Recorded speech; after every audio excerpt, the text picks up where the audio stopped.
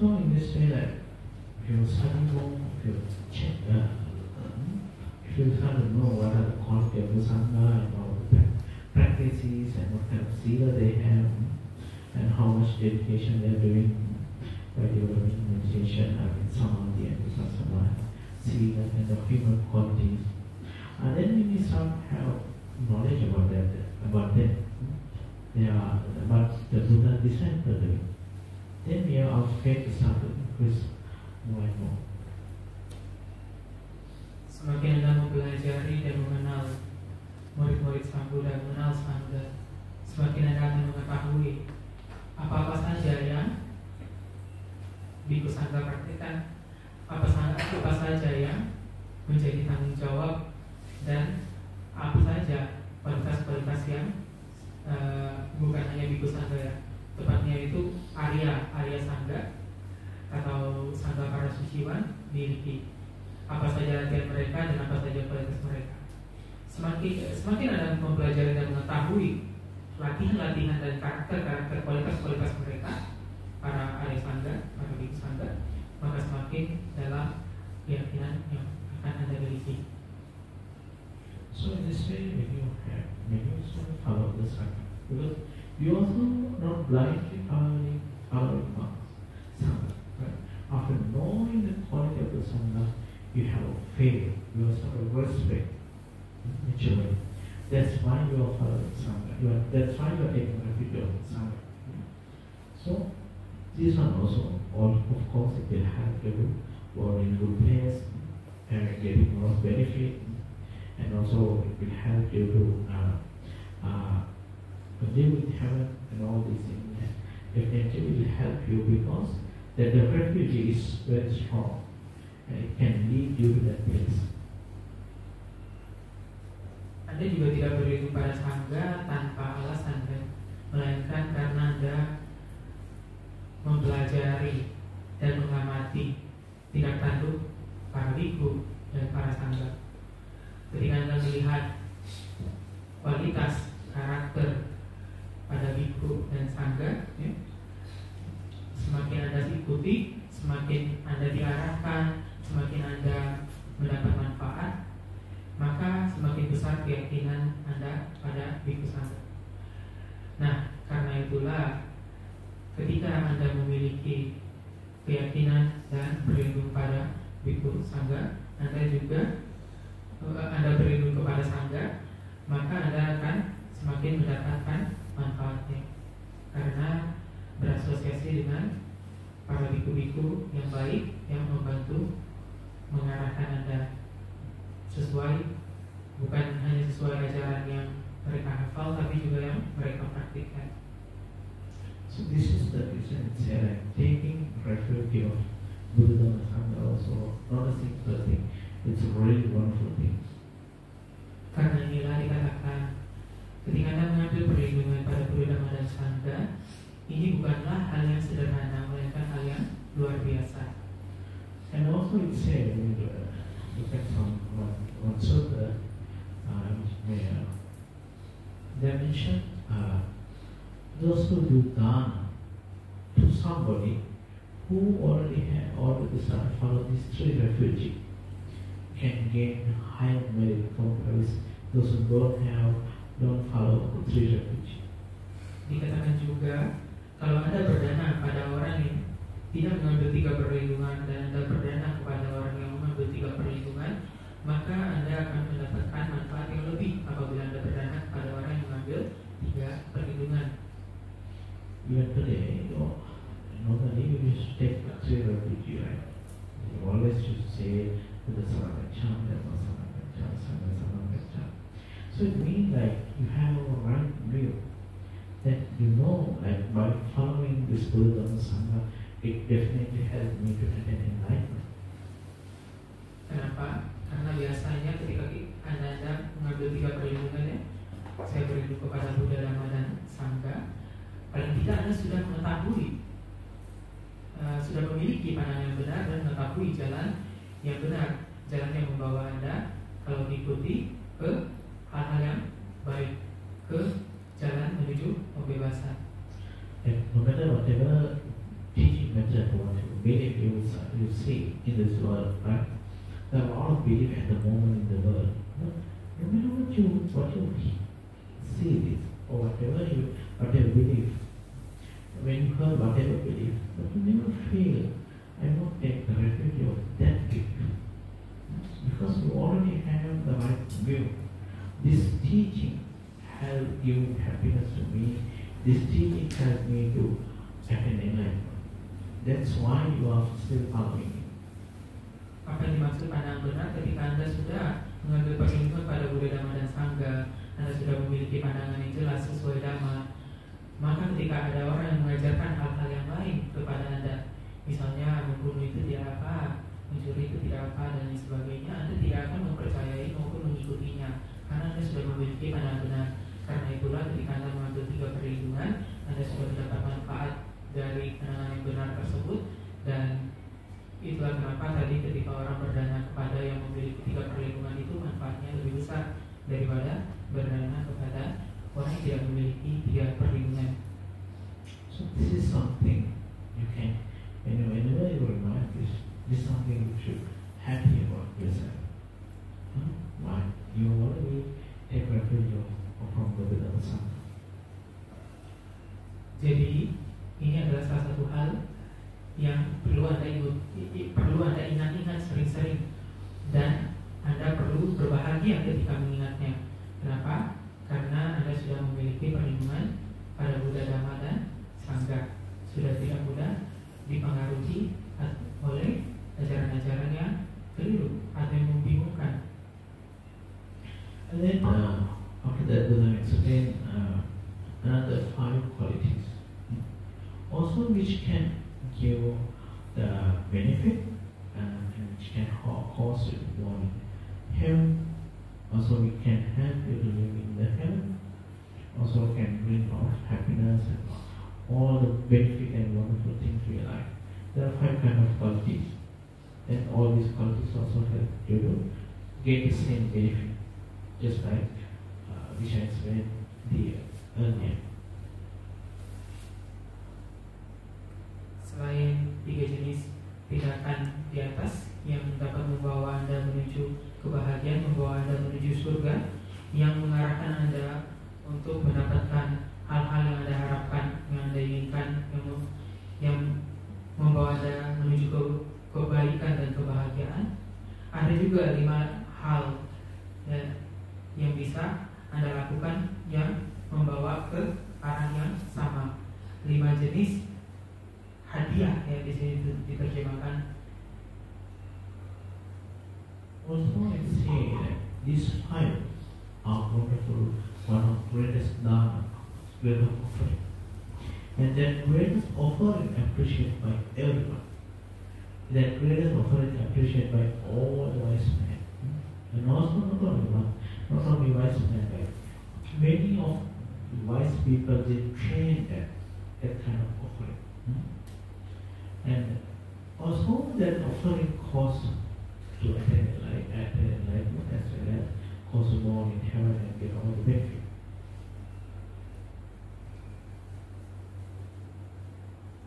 Lima kegiatan tersebut, 5 tindakan tersebut disebut juga sebagai 5 jenis dana besar, yang mana dana-dana besar ini dihargai oleh semua orang bijak apabila Anda melakukannya.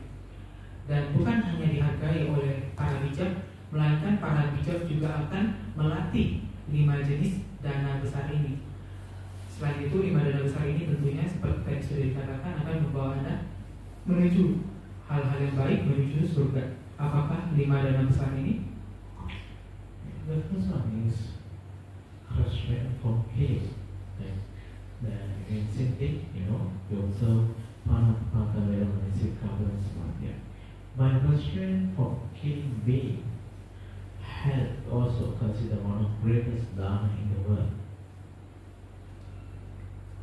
Yang pertama adalah menahan diri dari membunuh makhluk hidup.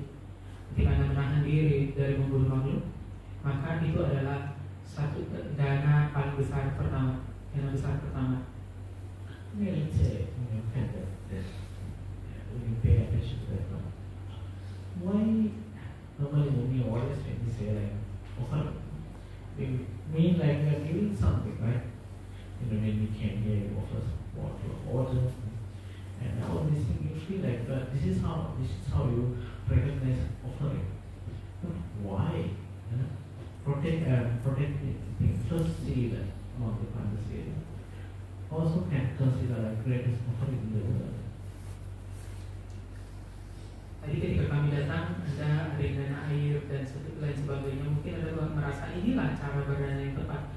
Tapi kenapa menjaga sila pertama bisa disebut dana yang besar? Oh, it's say like when someone start protect the first seal, first from killing me, you are giving freedom to all the beings. Your steps, you are being like. You mentioned like I'm not going to kill anyone. So all the beings they can live without fear in this world. They never feel fear from you. Ketika Anda mengumumkan saya tidak akan membunuh siapapun, membunuh makhluk hidup manapun, ya, maka orang-orang yang mendengarnya akan merasa aman. Mereka akan bebas dari rasa takut. Karena itu, ketika Anda memberikan rasa bebas dari ketakutan ini, Anda memberikan suatu dana yang besar bagi semua makhluk. Compare with giving material thing, giving life, which one is more wonderful? Dibandingkan mendanakan barang materi, ketika Anda memberikan kehidupan dan kebebasan dari rasa takut, mana yang lebih bermanfaat, mana yang lebih luar biasa? So like when we start protect not food, it means we are not going to kill anybody, any animal, even animal. Right? So it means like all kind of animal and all kind of being, they can live happily. They don't want to feel fear for ourselves. Ketika Anda mengumumkan Anda tidak akan membunuh, ya, bukan hanya Anda memberikan rasa kebebasan dari rasa takut tersebut kepada semua manusia, tapi Anda juga memberikan kebebasan dari rasa takut itu kepada semua binatang dan semua makhluk. And then, like when the time we stop killing, me, like we are trying to generate the loving kindness in our mind, and we are trying to spread the loving kindness to everybody. Because why? Whenever we see anyone, we don't have a feeling or thought to kill them. So it means we are generating the whole thought, and also we are generating things like loving kindness towards everybody. Mengapa ketika kita menjaga sila pertama ini bisa membawa kita menuju hal-hal yang baik dan menuju surga? Selain alasan yang tadi disebutkan bahwa kita melakukan suatu dana besar, yaitu mendanakan kehidupan dan kebebasan dari rasa takut ke semua makhluk, kita juga memiliki kesempatan untuk mengembangkan cinta kasih apabila kita tidak membunuh. Kan gak mungkin ya sambil membunuh sambil cinta kasih. Cinta kasihnya baru mau dibangun udah membunuh lagi, baru mau dibangun udah membunuh lagi, baik itu bunuh semut, bunuh nyamuk gitu kan. Cinta kasihnya 3 detik, nyamuknya dipakai raket cek gitu. 3 detik lagi cinta kasih cek lagi, nggak mungkin ya. Cinta kasihnya terus. Begitu pula apabila Anda sudah terbiasa tidak membunuh, ketika Anda melihat nyamuk, udah gak langsung muncul rasa ingin bunuh, rasa ingin cari rakit nyamuk, melainkan Anda bisa tetap memiliki cinta kasih dan ambil jaring nyamuk, ditangkap, dikeluarin. Batin Anda tidak akan muncul rasa ingin membunuhnya setiap melihat nyamuk, setiap melihat binatang, dan setiap melihat orang-orang yang menjengkelkan. So in this way, like when we try to protect the seal in life, we are giving freedom to everybody. There's no limitation. Whatever, what kind of animal, Yeah, all of them are comfortable being, they can live without any fear. That is that kind of giving. Not only you can give, that kind of giving you can give to all the beings. And that kind of greatness offering you cannot see, right, in the world. Ketika Anda tidak membunuh, maka Anda memberikan dana tersebut tanpa batas ke siapapun, dimanapun, makhluk jenis apapun, ya, binatang, manusia, hantu dan sebagainya. Then the second one, but the second greatest offering, which help you in enlightenment, also which also when cause you to live in heaven. So at the same time, with the greatest offering, which is appreciated by everybody. The second one is abstain from stealing. We call it Adinana Vedamani Kavanaswaya. Having this food, also one of the greatest offering to everybody. Dan yang besar kedua adalah ketika kita menjaga sila. Dan yang besar berikutnya adalah ketika kita menjaga sila kedua, yaitu tidak mencuri. Kita juga memberikan rasa aman dari kehilangan benda, kehilangan kepemilikan kepada semua makhluk. Can you imagine in this whole world, if everybody abstain from the second book, do you think you need to buy lock from the marshal? Anda bisa bayangkan kalau semua makhluk di dunia ini menjaga sila kedua, perlukah kita beli gembok? You need to get CCTV. Perlu beli CCTV? And also, like when everybody they stop stealing, then the whole and everywhere becomes peaceful. Then how we can give peace to all the world and stop stealing. Begitulah kita bisa mendanakan kedamaian ke seluruh dunia, ke semua makhluk ketika kita menjaga sila kedua, ketika kita berhenti atau mencegah diri dari mencuri. Kita bisa mendanakan kedamaian, bukan berarti seluruh dunia damai, tapi kita bisa mendanakan kedamaian dari sisi kita sendiri ke seluruh dunia. I have seen some countries like those, the rule is so strict, especially they get severe punishment because of by they do stealing. That kind of area, there's no thief. People, even they walk when they go outside, they just close their door and they can walk because they don't have to worry about anyone. Like they don't never worry about the thief, and they can that thing help some people to live happy even nowadays. Bantainya kan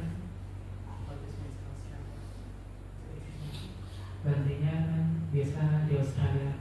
Di Australia itu hukumannya berat banget buat mencuri.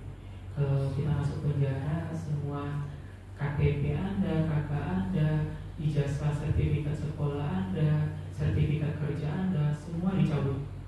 Diulang dari nol lagi, Anda mesti sekolahnya, bikin KTP-nya, kuliahnya, semua dari nol. Karena hukumannya begitu berat, jarang ada orang yang mau mencuri, sehingga aman banget negaranya. Anda keluar dari rumah dirapetin aja, nggak dikunci juga nggak masalah. Itulah dana kedamaian dari tidak mencuri. Like you already experience, right? If there is some area, a lot of thieves, how much insecurity do you feel? How much uncertainty you have? Because you always worry that somebody can come and steal your stuff and this and that. So it gives a lot of insecurity to our life. And then, like, if people abstain from that stealing, so it means that nobody have to feel fear about ourselves because we are not going to take anything from anybody. Anda juga mungkin tahu kalau tinggal di area yang banyak malingnya atau Anda lewat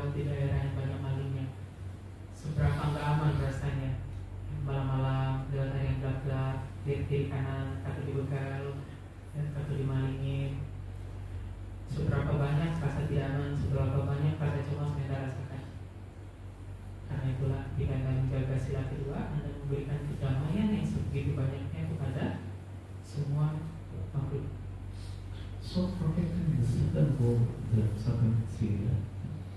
Also, not a simple thing, right? You may feel like I'm not stealing anybody, so that's what we think, right? But you have to understand, you are giving freedom, right? Peace to all the world, because we are not going to take anything from anyone.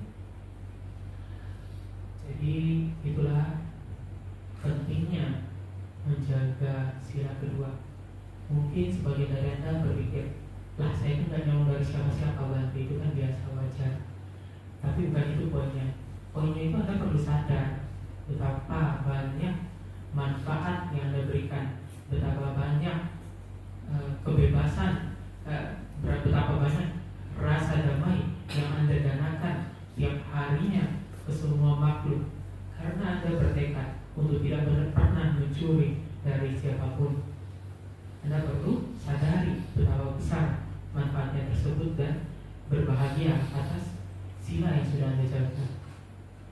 Also, can you imagine, like, maybe when we see something not really valuable, people, they can protect their certain rules, but if you see so much valuable thing like $1 million bag, even if you see that kind of one, if you can maintain the dignity, the seal, so it means like remind the quality, you can be happy.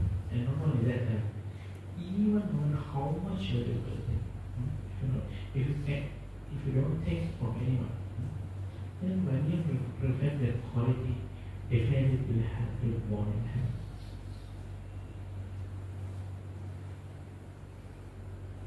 Dan juga ketika Anda berbahagia atas kedamaian, rasa damai yang telah Anda danakan, itu akan memberi Anda kekuatan ekstra. Buat apa kekuatan ekstranya? Kalau Anda hanya menjaga sila dalam kehidupan sehari-hari, mungkin Anda merasa, oh, nggak nyuri itu gampang. Ya gampang mungkin ketika hal yang barang yang akan dicuri itu nilainya kecil, mungkin gampang Anda nolaknya. Tapi coba di depan Anda batang emas, yang di depan Anda barang yang nilainya jutaan dolar, maka niat untuk nggak nyurinya itu akan lebih susah gitu loh, untuk jaga sila keduanya. Karena itu ketika Anda tiap hari menyadari tentang betapa banyak kedamaian yang Anda berikan dengan menjaga sila kedua, Anda akan bahagia, dan kebahagiaan itu jadi sumber kekuatan ekstra ketika godaan besar muncul untuk Anda tidak mencuri. Karena ini juga udah pernah terjadi ya di banyak wihara juga kan. Pengurus wihara kalau nilai bukan nyindir siapa-siapa, tapi untuk tahu sama-sama, kita tidak mengunjungi banyak wihara di negara-negara Buddhis. Kalau nilai dana yang terkumpul di wihara kecil, enggak, penjaga wiharanya enggak ada yang menyalahgunakan dana. Tapi kadang kalau udah sampai nilai 500.000 US dollar, tiba-tiba menghilang orangnya, penjaga wihara hilang. Ya, karena itu biasa kalau di wihara-wihara luar, begitu ada dana yang nilainya udah cukup, langsung digunakan untuk pembangunan supaya tidak tergoda. Right. The third dimension, like, also can help to go on in heaven and live in heaven and get all the benefit. And also it's appreciated by the wonderful offerings. And then also it mentioned like it's appreciated by everybody, every wise man. We abstain from sexual misconduct. Also one of great offering to all the beings. Dana besar berikutnya yang membawa kita menuju surga yang dipuji dan dipraktikkan oleh para bijak adalah mencegah diri dari perbuatan asusila. So why? The reason is like when someone abstain from sexual misconduct, means like more people, they can live happily in the world. In the world, like the lot the boys and girls and some people, females, men, they get abused and they get raped. Because of that, a lot of people, they were suffering and they feel insecure.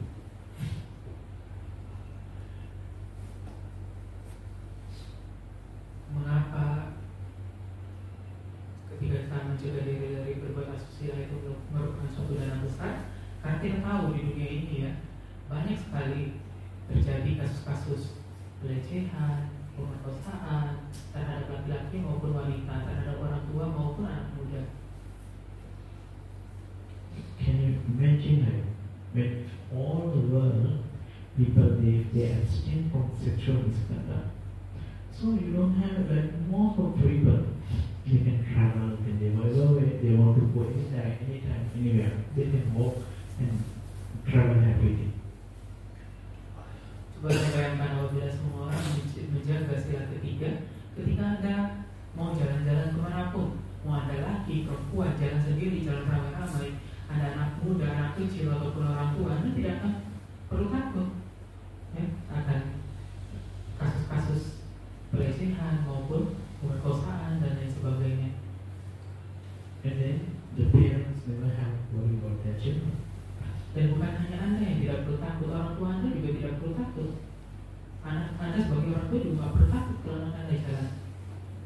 So it means like when someone abstains from sexual misconduct, they also give the happiness and freedom to everybody. And because of when someone protects that, the third percent, nobody need to fear from him.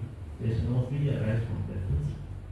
Karena itu ketika Anda menjaga diri dari perbuatan asusila, Anda telah menggunakan rasa aman kepada banyak sekali orang dan juga kepada keluarga mereka, keluarga dari orang-orang tersebut. So it's saying like when people start to protect the seed, when everybody start practice moral quality, a very beautiful young girl wearing all the golden jewelries, she can walk one corner of country to another corner without getting harmed.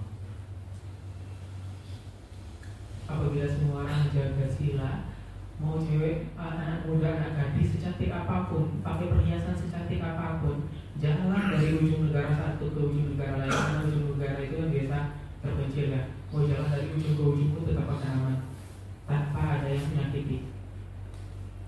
So like abstain, and also like not only that, like when someone abstain from the sexual misconduct, and we are giving happiness and freedom and peacefulness all every families. You know, like when someone start have someone do sexual kind of sexual misconduct, it can cause to destroy a lot of families. Jadi bukan hanya tadi kasus-kasus seperti pelecehan, pemerkosaan, diingatkan juga tindakan asusila lainnya kayak perselingkuhan. Ya. Semua tindakan-tindakan ini dapat menghancurkan bukan hanya individu melainkan keluarganya. Jadi dengan Anda menjaga diri dari perbuatan asusila, maka Anda memberikan rasa aman, rasa damai, dan rasa bahagia kepada banyak sekali makhluk dan keluarga-keluarganya. And then the fourth one is also which can cause born in heaven and live in heaven and get a lot of happiness and benefit, get all the positive things. And also the fourth world considered as a wonderful giving offering by every wise man. That one called like abstain from pain and abstain from pain life. Mean like protecting the fourth precept we call Musawada Vedana Sikapala Samadhi. Yang keempat, dana besar yang keempat yang bermanfaat, yang membawa menuju kebahagiaan, membawa menuju surga, yang dipraktekkan, yang dipuji dan dipraktekkan oleh orang-orang bijak adalah menjaga diri dari berbohong, menahan diri dari berbohong. That's one sutta called Alava Sutta. Then when the demon Alava, he asked Buddha one question: what is the greatest taste in the world? Then Buddha's reply was the truth.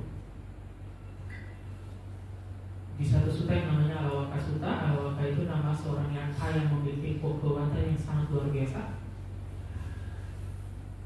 Hawaka pernah bertanya kepada Sang Buddha. Waktu itu nanyanya marah-marah, garang-garang. Apa rasa yang paling lezat di dunia ini?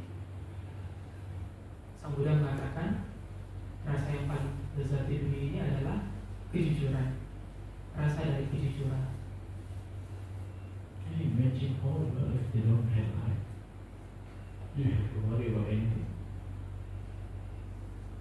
Bisa Anda bayangkan kalau tidak ada yang berbohong di dunia ini, perlukah Anda khawatir tentang apapun? And you don't know whether it's like husband and wife, wife and wife, husband, children and wife, their parents, and the children also like with each other. Right? So how many chaos can arise because of lying? Anda bisa bayangkan di zaman sekarang ya, seberapa banyak istri bohong ke suami, suami bohong ke istri, orang tua bohong ke anak, anak bohong ke orang tua, anak bohong ke anak. Seberapa banyak kecauan yang muncul karena semua kebohongan tersebut. And also like when you have the parliament explanation, there's one parliament called Sanchipara. Sanchipara parliament being truthful. If someone forget truth, if they don't lie, it will become a parliament for them to enlighten. Satu dari 10 kesempurnaan yang diperlukan untuk mencapai pencerahan juga merupakan kesempurnaan kejujuran. Jadi kalau Anda jujur, Anda akan memupuk kesempurnaan tersebut yang membantu Anda menuju pencerahan. Also, like when you look at ourselves, if you think about how many times we get cheated, how many times we face someone lied to ourselves, and then what kind of disadvantage, what kind of bad feeling we got. That's our main, right?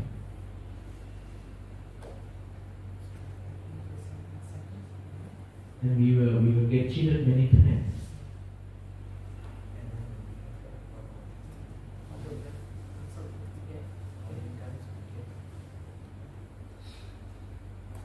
Jadi Anda bisa mengingat berapa kali di kehidupan Anda dibohongi orang, berapa banyak Anda ditipu dan dicurangi orang. So in that cases, like if you never get cheated, if they tell the truth, maybe our life there were a lot of changes in our life. Right? Coba bayangkan apabila kejadian-kejadian tersebut ya, di mana Anda ditipu, Anda dibohongi, Anda dicurangi, tidak pernah terjadi. Pasti hidup Anda sekarang akan sangat berbeda. So the thing, when we abstain from telling lies, that one also giving free people, everybody to feel like to trust us. Their trust is something very, very important in our life. Apabila kita tidak pernah berbohong, tentu orang-orang akan mulai mempercayai kita, dan kepercayaan orang itu adalah hal yang sangat penting dalam kehidupan kita. So to mention the trust is the greatest relative. Sang Buddha mengatakan bahwa kepercayaan itu adalah saudara yang terbaik. So like if the whole world if they can change this quality, then everybody they can live happily and peacefully. And because why? Whenever we sort of hear trust and the truth, then we feel happy because we don't feel any insecurity, because we know we are not going to get cheated from anyone.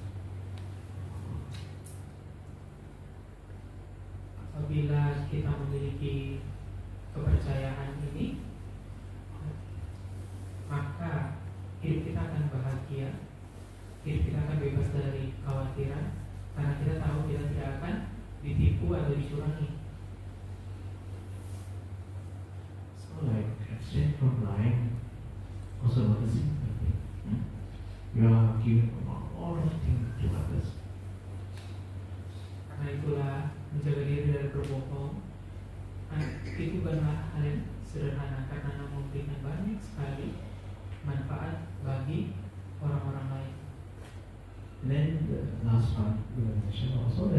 supposed to go in heaven and live in heaven, get all benefit and all the things.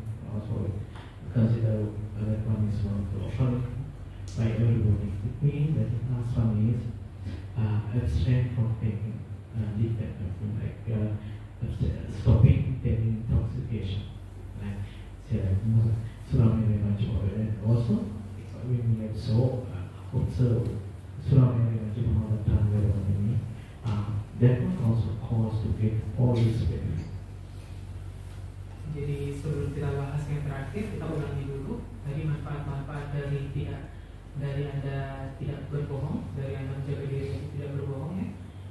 Anda sudah mendanakan rasa bebas dari kekhawatiran bagi orang-orang. Anda mendanakan bebas dari kecemasan, bebas dari kesedihan, bebas dari kerugian bagi semua orang. Dan juga Anda mendanakan bebas dari kekacauan batin bagi banyak orang. Karena itu ketika Anda menjaga diri untuk tidak berbohong, ingatlah betapa banyak dan betapa pentingnya dana yang sedang Anda lakukan. Kemudian yang terakhir adalah dana besar yang dipuji dan dipraktekkan oleh para bijak yang membawa menuju kebahagiaan dan ke surga, yang membawa menuju hasil yang diinginkan dan diharapkan, yaitu menjaga sila kelima, yaitu menahan diri dari mengkonsumsi zat-zat yang memabukkan atau melemahkan kesadaran. You know, like when someone take alcohol, then become confused, and then they start to do all the bad things. They forget about the wholesome and unwholesome things.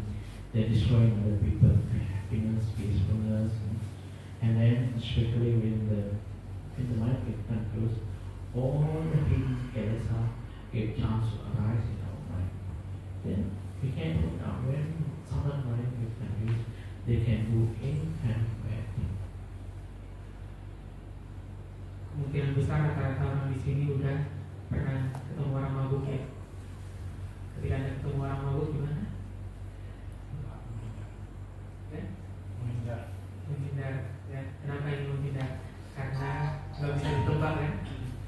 Ada yang bisa teriak-teriak, ada yang bisa mencak-mencak, ada yang bisa jadi aneh, mukul, gampang tersinggung dan lain sebagainya. Kenapa? Karena ketika kesadaran kita melemah, kemampuan kita membedakan hal yang benar dan salah juga akan melemah. You know, sometimes we say, if you want to drive, don't drink. If you drink, don't drive.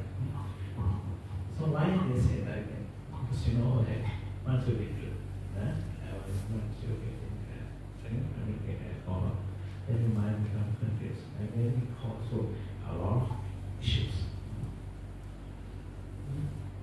Anda mungkin pernah dengar kalau minum alkohol jangan mengemudi, kalau mengemudi jangan minum alkohol. Kenapa? Karena ketika kita minum alkohol, kesadaran kita melemah, kita akan menjadi bingung bukan bicara. So in this way, when you look at that problem, so you know, like when someone abstains from taking alcohol, they also give happiness, freedom, and help them to help everybody to live free. And because when their mind was confused, there's no harm from them.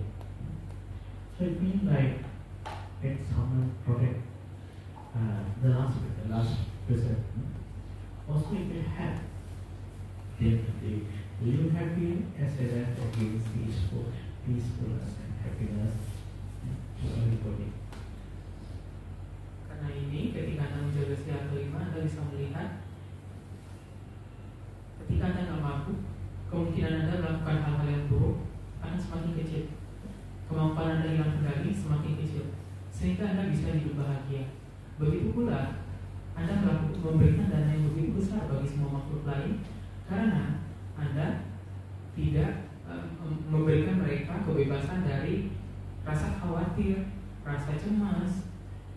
Karena mereka tahu Anda nggak akan tiba-tiba mencap-mencap. Karena mereka bebas dari rasa khawatir dan rasa cemas, mereka bisa jadi hidup damai dan bahagia.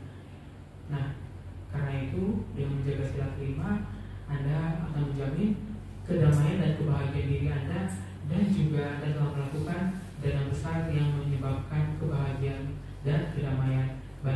semua orang, di semua makhluk di sekitar Anda. So that's a listening also sila. Then there's one part. Sila Sugatinyanti. Sila Bhogasankara. Sila Vibhutinyanti. Tasma Sila so. You know what I mean? The Sila causes you to born in heaven. Sila Bhogasankara. The Sila protects you to get a lot of things. A lot of material things. And Sila Vibhutinyanti. Sila have it as an enlightenment. That's why Sila is here. Because of that, the Sila help you to protect and purify yourself.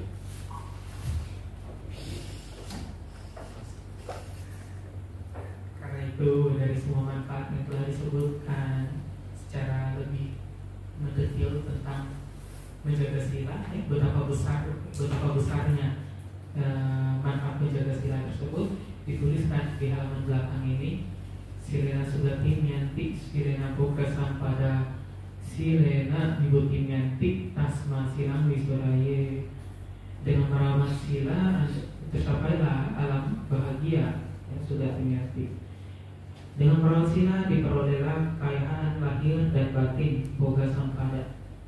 Dengan merawat sila tercapai padamnya kilesa Vibhutinyanti. Oleh karena itu, rawatlah sila dengan sempurna. Tasma silang wiswaraye. So I hope you understand the importance of taking to the refugee and also practicing. And when someone also to the refugee and try to preserve some simple things. So when you have to think about that, we need to appreciate the thing what you are doing. Sometimes when you don't appreciate ourselves, but when we don't appreciate our practice, we feel just boring and we don't really happy about that. Karena itu yang Bante ingin tekankan malam ini, ya, kenapa bahas Pisarana dan Pancasila aja kok hanya panjang. Bante tadi, Bante Udayana tadi menjelaskan panjang-panjang supaya Anda mengerti dampak Anda menjaga mengambil 3 perlindungan dan menjaga 5 sila itu secara lebih rinci. Itu dampaknya apa aja kok ke diri Anda sendiri dan ke orang lain, dan betapa pentingnya. Kenapa? Supaya Anda bisa belajar menghargai diri sendiri. Karena Anda kalau tidak belajar menghargai diri sendiri, kadang akan semakin sulit untuk menjaga Pisarana, semakin sulit untuk mengambil Pisarana dan menjaga Pancasila, semakin mudah goyah batin ketika terkena kesulitan di dunia, di kehidupan. Tapi ketika Anda belajar menghargai diri sendiri dengan terus mengingatkan diri Anda betapa besarnya manfaat Anda yang Anda berikan tiap hari dengan mengambil 3 perlindungan dan menjaga 5 sila, ya. Karena apa? Karena dengan mengambil 3 perlindungan tadi Anda menjadi contoh bagi orang-orang di sekitar Anda. Ketika orang-orang sekitar Anda bingung apa yang benar, apa yang salah di kehidupan, Anda bisa ngasih tahu sedikit-sedikit. Ketika orang lain mau bisik-bisikin, oh yang ini yang benar, yang itu yang salah, Anda nggak akan goyah lagi. Karena Anda mengambil 3 perlindungan, Anda tahu bagaimana apa yang boleh dan apa yang nggak boleh dilakukan. Dan dengan menjaga 5 sila, Anda sudah memberikan banyak sekali kebahagiaan bagi diri Anda dan orang lain. Keluarga-keluarga Anda, orang sekitar Anda juga akan mendapat kebahagiaan dan kedamaian di dekat Anda. Ketika mereka lagi stres nyarinya Anda, walaupun kadang capek sih ya, tapi Anda bisa lihat manfaatnya itu sebesar apa. Mengambil 3 perlindungan dan menjaga 5 sila itu. Jadi semoga Anda semua bisa belajar menghargai kehidupan Anda sebagai manusia yang menjaga 5 sila dan mengambil 3 perlindungan itu. Semoga Anda tahu benar-benar seberapa dalam manfaatnya, sehingga hidup Anda bisa lebih bahagia dan kuat dalam dhamma. In this life you have one of the chance to take a refuge from Buddhism and practice this wonderful practice. So I wish by practicing this wonderful path and by using the maximum benefit of taking these spiritual refugees, may you be able to attain final realization of Nibbana as soon as possible. Jadi di kehidupan ini kita semua mendapat kesempatan untuk mengambil perlindungan dan menjaga 5 sila. Karena itu Bante berharap dengan mengambil 3 perlindungan dan menjaga 5 sila ini, kita semua bisa mendapat manfaatnya dan terus berlatih sehingga kita terbantu sampai ujungnya kita semua bisa mencapai nirvana sesegera mungkin dan senyaman mungkin.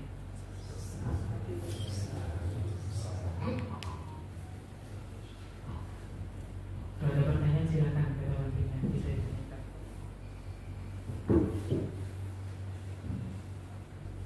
Nanti tentang mau nanya tentang sila kelima yang tadi ya. Itu kan menghindari minuman keras atau minuman yang alkohol ya, yang menyebabkan banyak kesadaran. Kalau misalkan makanan-makanan yang mengandung alkohol itu termasuk nggak kan? Langgar sila seperti kita makan tapai gitu. Tapai kan ada alkoholnya juga ya. Iya. Tapi sila yang perintah pemadat hana isi perintah. Pemadat hana itu perintah sekitar. Iya baik. Ya itu sudah wajar di sini. Pemadat hana isi ada substance. Surah lebih baik define. Also surah all of the list of drinks.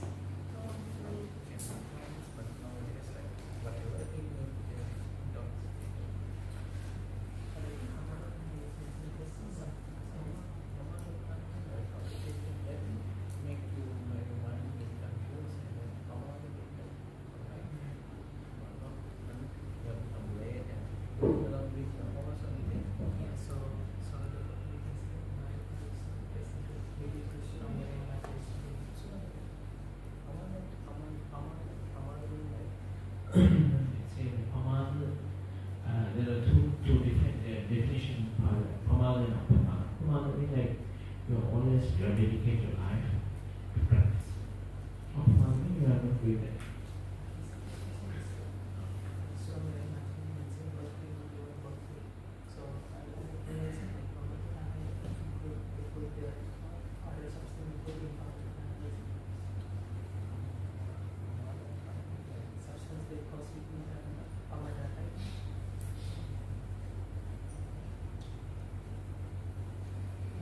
Jadi kalau surat niraya mancar itu biasanya memang minuman hasil penyulingan dan lain sebagainya memabukkan.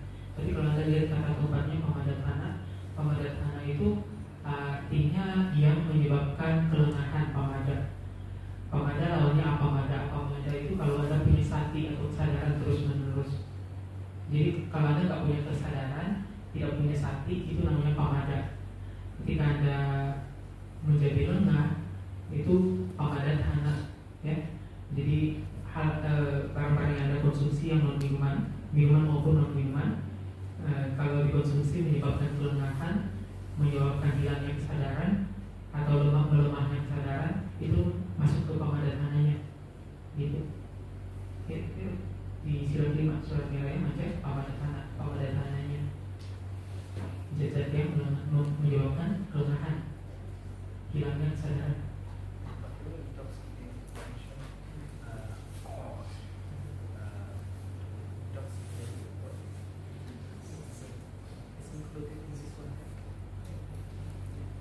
Jadi mau minuman, mau makanan, mau narkoba dan sebagainya yang dihisap, yang dihirup, yang disuntik itu pamadatana masuknya.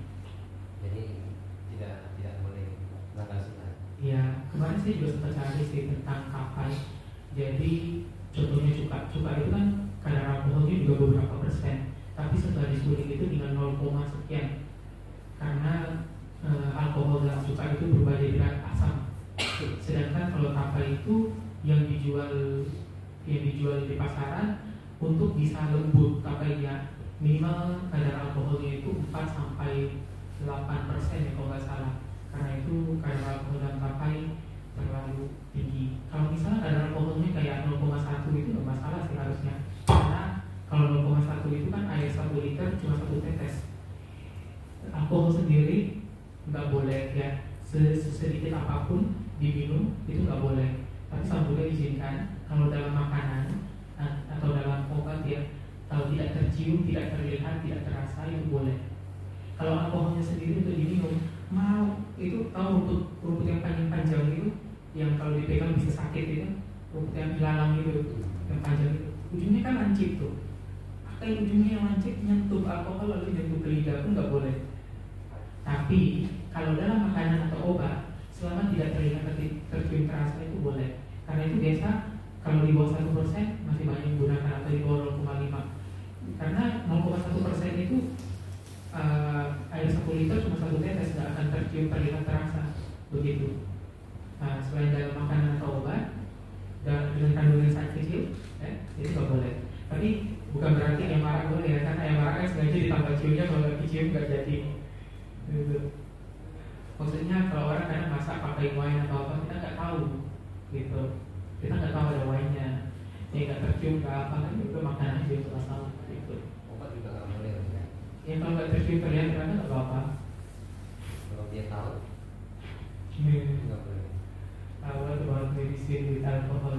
If it's like you can smell it, if you Yeah, we are taking medicine only just 1 teaspoon or 2 teaspoon, right? And not they're going to take or in order to get intoxicated.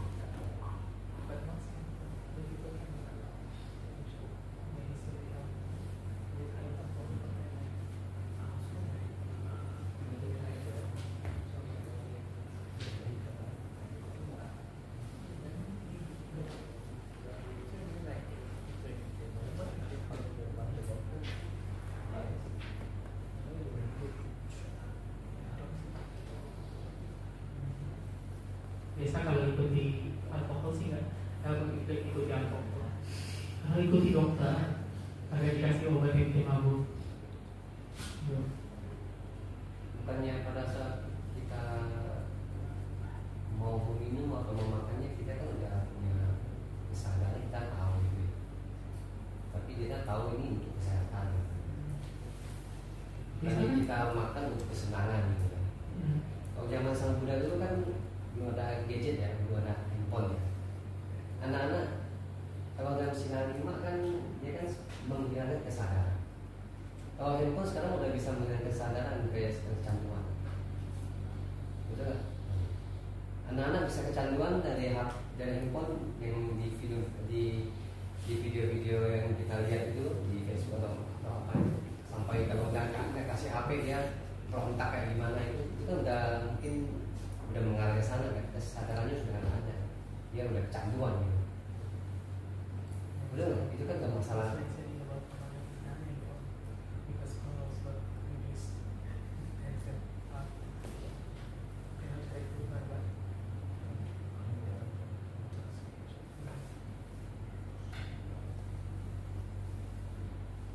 Yang disebut medisnya adalah zat yang memabukkan dan melemahkan kesadaran.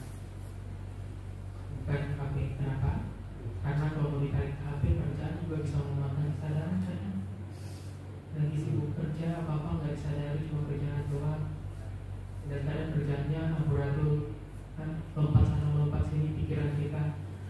Kadang kecapean, kadang ikut orang kesini kesana. Tapi kalau kerjaan itu kecanduan. Kalau HP itu bisa kecanduan. Anda bisa lihat orang-orang tua yang biasa kalau misalnya anaknya udah pada pergi, nggak ada kerja, nggak bisa. Kecanduan itu bisa, semua hal bisa. Bahkan Sabda mengatakan apa? Salah satu ciri orang yang jauh dari nibbana itu orang yang kecanduan kerja, orang yang kecanduan ngobrol, orang yang kecanduan kerja. Itu bukan berarti kalau boleh kecanduan kerja ya, tapi maksudnya kalau kita masih candu sama kerja, candu sama ngobrol, artinya belum terlalu dekat sama nibbana. Kalau udah di gerbang nibbana tuh pasti agak candu-candu ini. Bukan berarti nggak boleh ngobrol, nggak boleh kerja ya, bukan ya. Hanya untuk jadi tolak ukur saja. Maksudnya nggak boleh tarik jauh-jauh. Kenapa? Kalau kita mau tarik jauh, contohnya tentang sila pertama aja. Nanti orang argumennya apa? Lah, Bante, petani kan nanam itu kan juga bulu banyak cacing pas ganti tanah dan lain sebagainya. Pas pakai pestisida. Berarti kalau kita makan daging, kalau kita makan tanaman yang tidak organik, itu semua berarti kita kan kontribusi ke pembunuhan dan lain sebagainya. Kalau ditarik panjang-panjang bisa ke sana-sana. Jadi biasa itu kalau sila-sila itu kalau anda baca ya di buku penjelasan detail tentang sila, contohnya Kode Monastik Buddhist Monastic Code dari Bhante Thanisaro, itu dijelaskan sila itu apa, yang termasuk melanggar itu apa. Pertama harus ada upayanya, kedua harus ada objeknya, ketiga ada kondisinya. Semuanya harus terpenuhi baru namanya melanggar sila tertentu gitu. Contohnya ucapan yang kita omongkan itu tidak benar, tapi tidak ada tujuan untuk berbohong, tidak jadi bohong.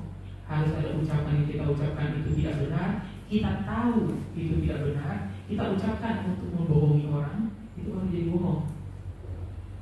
Kalau ada ucapan tertentu yang gunanya cuma untuk mengamankan diri, contohnya bos nanya, bukan bos lah, ada yang sering saya ceritakan itu, ada karyawan ditanyakan sama supplier perusahaan, ini kapan cair dananya?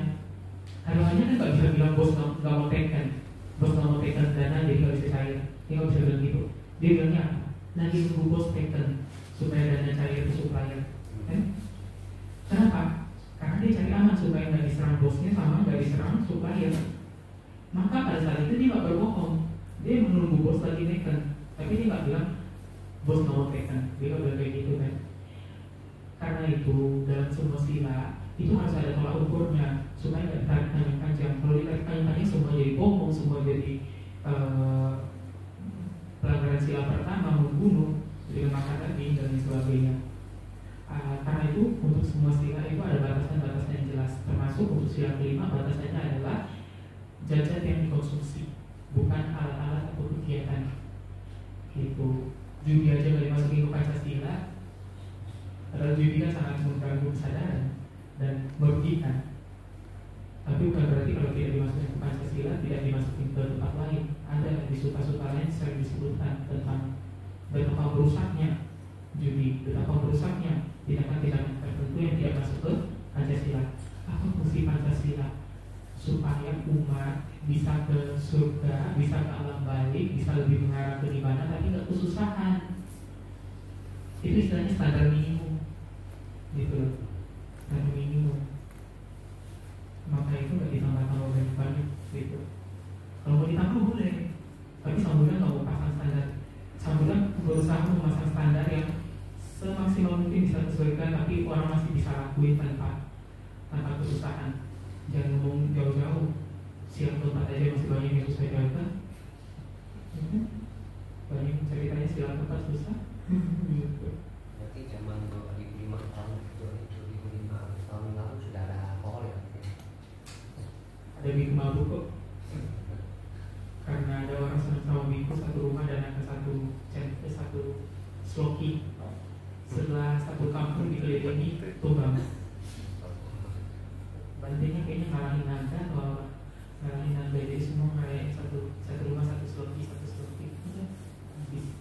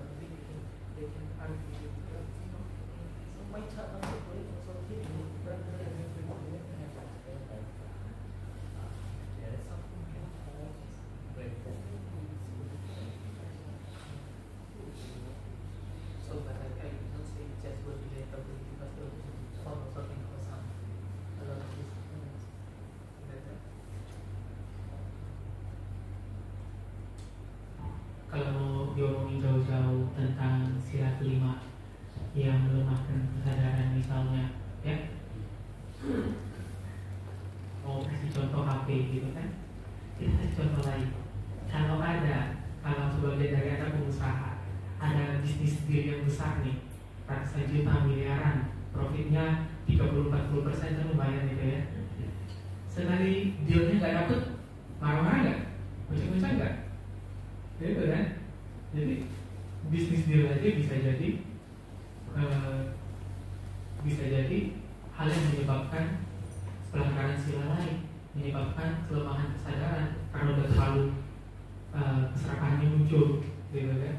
Jadi kalau mau ngomongin anak sama HP-nya, anak nanti bisa bilang bapak sendiri aja ketika lagi ada di besar mus-musan laris ini bersemangat berlebihan, nggak mendengarkan gitu loh.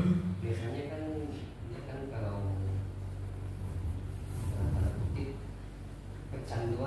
kecanduan kan bisa menutup kesadaran tuh. Kalau kecanduan tuh artinya tuh kalau dia nggak memakai itu atau nggak itu dia merasa nggak bisa gitu. Contohnya minuman kan ada yang kecanduan alkohol. Kalau dia nggak ada minum, dia kayaknya nggak bisa. Dia udah kecanduan gitu. Dia nggak bisa nggak ada ini gitu. Kayak HP gitu, kayak rokok gitu kan nggak bisa nggak ada rokok gitu.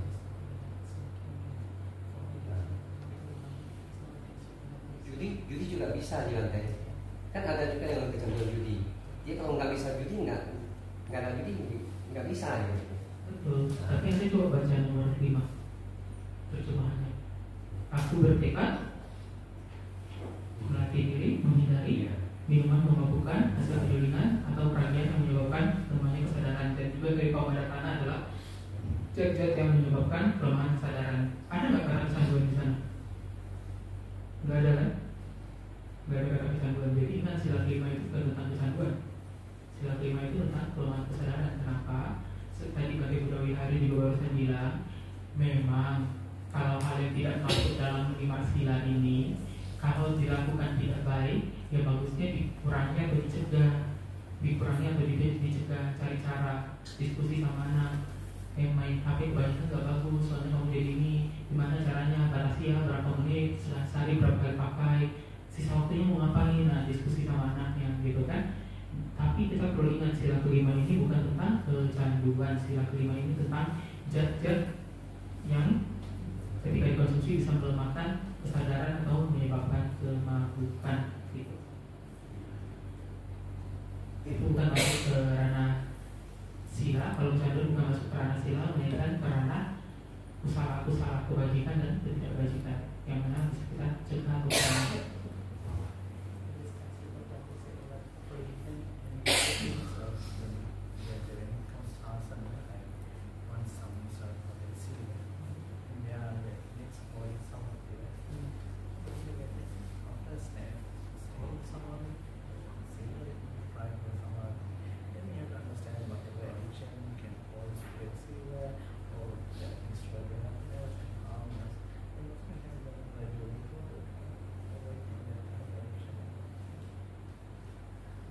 Biasa kalau Anda tahu tugas kita sebagai umat itu kan dana sila bawana, bukan kita ya Anda. Saya ini bukan umat. Tugas Anda sebagai umat itu kan dana sila bawana. Bawana itu kan pengembangan batin termasuk meditasi. Ya, ada pengembangan batin, ada meditasinya. Jadi ketika Anda udah jaga 5 sila dulu, baru Anda ngembangin batin. Ngembangin batin artinya apa? Kalau ada hal-hal yang menyebabkan Anda kecanduan, ada hal-hal yang menyebabkan Anda emosi, depresi, marah dan lain sebagainya, Anda handle-nya di bawana sesudah ada jaga sila. Karena itu sila dan bawana dipisahkan. Pengembangan batinnya sesudah jaga sila, pengurangan kecanduannya sesudah jaga sila, gitu loh.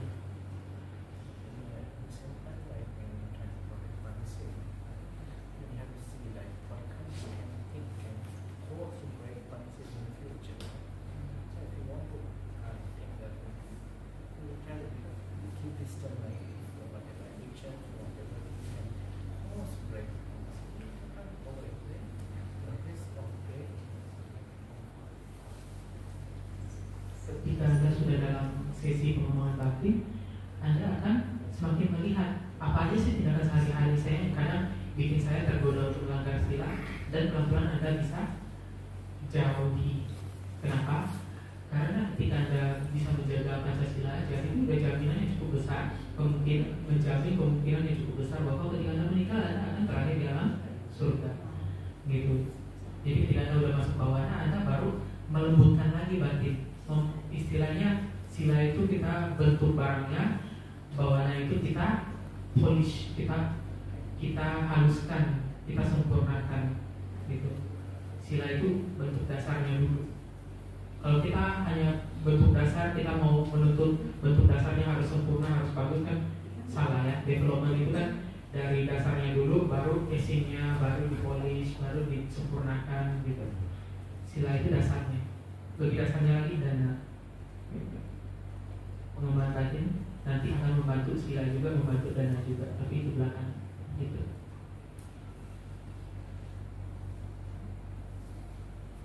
Ada lagi, silakan. Kita sharing lagi, belum ada.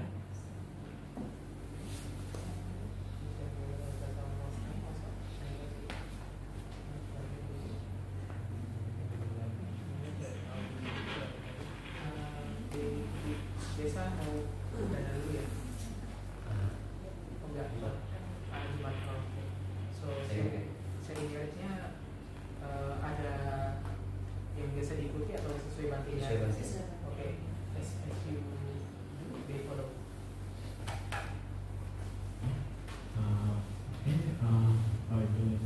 We are discussing and discussion. So please, by doing all these things and offering all these things may help all of you to, and then final realization of the birth, until that the path you may find good friends, and then you may have a chance to associate them all the time. Also, like all the happiness, all the benefit you may get by the path of this practicing Dhamma. You may get mental happiness, physical happiness, mental freedom, and all these things you may get. And also you may have a chance to associate only good friends. Stay away from bad people all the time, and by the power of this spirit, may you be able to let that number as soon as possible.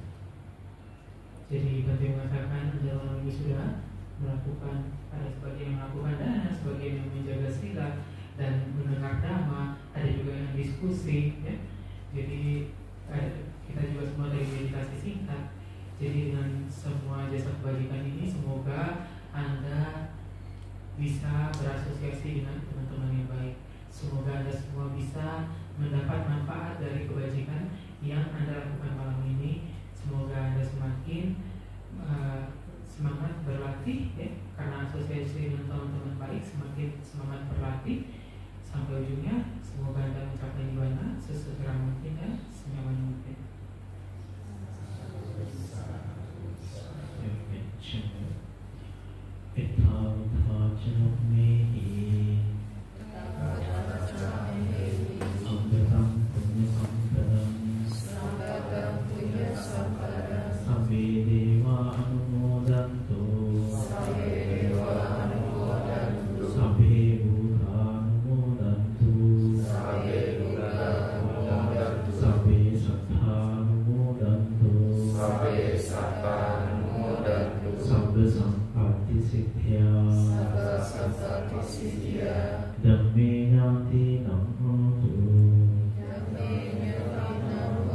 Sukita